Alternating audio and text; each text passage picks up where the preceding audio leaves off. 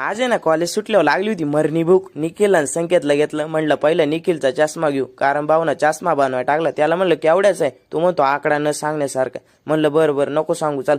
म्हणलं भारी दिसतोय. मग आलो स्टँडवरती सुप्रीम पावभाजीला. मस्तपैकी ओपन मध्ये टेबल ठेवेल. म्हणलं आपली भूक आज इथंच भागणार आहे. डोसान बिसान पावभाजीन. मग काय आलो मध्ये निखिलला म्हणलं तू ऑर्डर कर आज, कारण आपला काही विषय नाही. मालकांनी पहिले स्वागत केलं आपलं. म्हणे या ना बसा ना.